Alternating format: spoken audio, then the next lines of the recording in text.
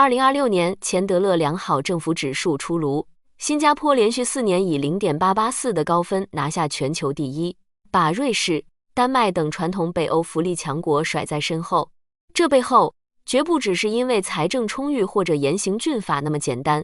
很多海外媒体在分析新加坡的成功时，总是喜欢把它归结为优越的马六甲海峡地理位置，或者简单概括为高薪养廉，认为它只是个靠地缘红利发家的幸运儿。但如果我们真正了解这个国家，就会发现新加坡的治理从来不靠运气。钱德勒指数考核的7大核心指标，包括领导力、法律政策、金融管理与全球影响力等，新加坡几乎每一项都做到了极致。这是一套将国家的长期生存危机与公民日常获得感深度绑定的精密算法机制。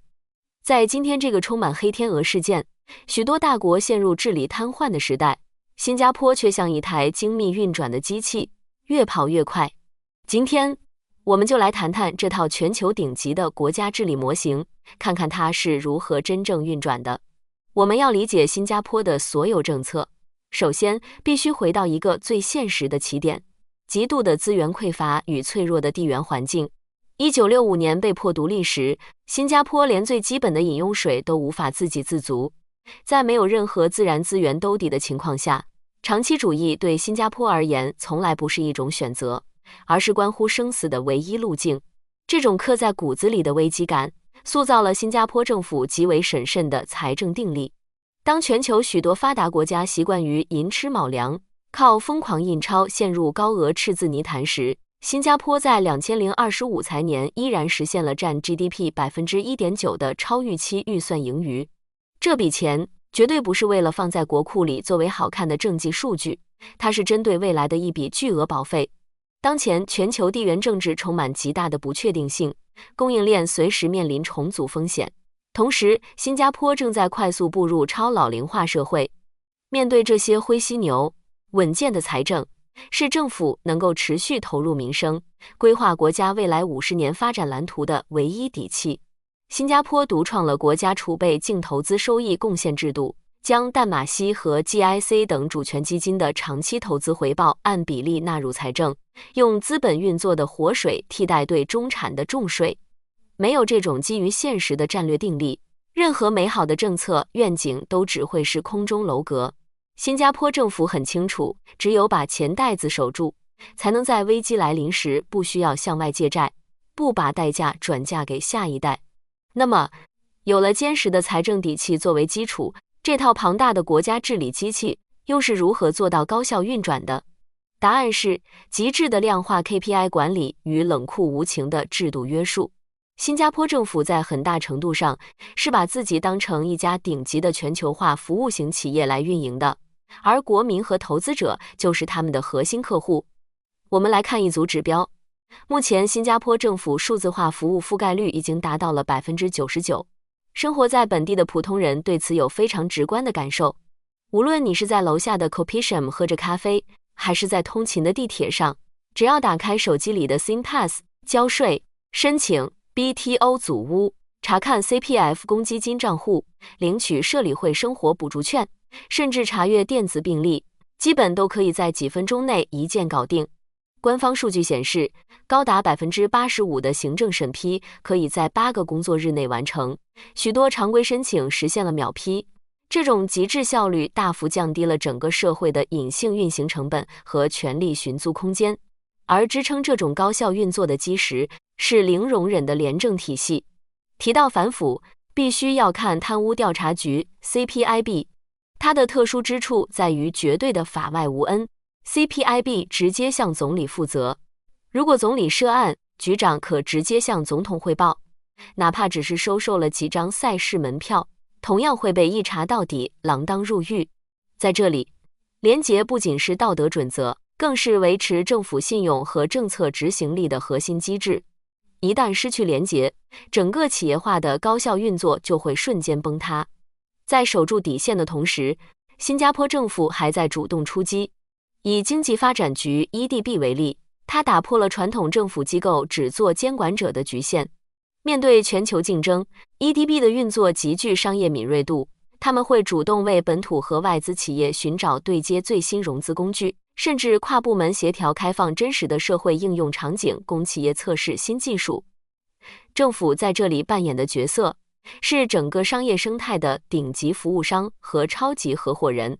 通过极高的行政效率、透明的法治环境和主动的商业赋能，新加坡将自己打造成了全球资本和人才避险的终极港湾。但一个优秀的政府不能只服务于资本。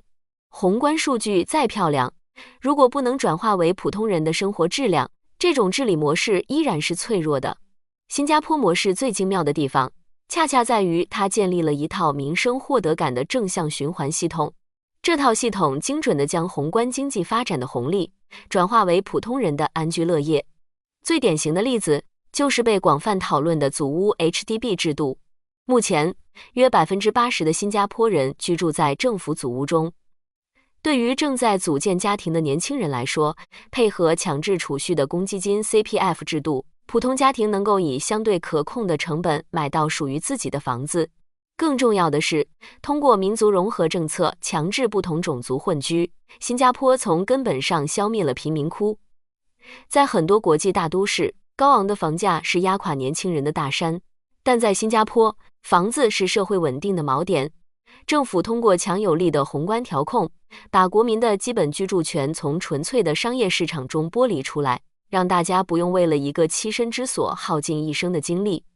解决了住的问题，紧接着就是长期的就业保障。面对当前全球产业结构的快速更迭与 AI 技术的冲击，许多人都会产生职业焦虑。对此，新加坡政府没有选择单纯被动地发放高额失业福利，因为那只会养出依赖国家的懒汉。相反，他们推出了技能创前程 Skills Future 计划，直接用真金白银资助国民去提升职业技能。这种前瞻性的投资使得新加坡25到64岁居民的就业率常年保持在 82.6% 的高位。当然，任何社会都会有弱势群体。对于低收入人群，政府拒绝了简单粗暴的最低工资制，而是通过就业入息补助 Workfare 进行定向支持。它的设计逻辑非常符合人性，你必须去工作，只要你工作，政府就会给你实质性的现金收入补贴，并且帮你补充公积金用于未来养老。在鼓励劳动的同时，提供了精准的社会兜底。通过这一系列涵盖住房、教育、就业的财富再分配，新加坡成功将税后基尼系数控制在了 0.371， 有效缓解了贫富差距带来的社会撕裂风险。这种兼顾了经济效率与社会公平的机制，才是民众对政府始终保持高信任度的根本原因。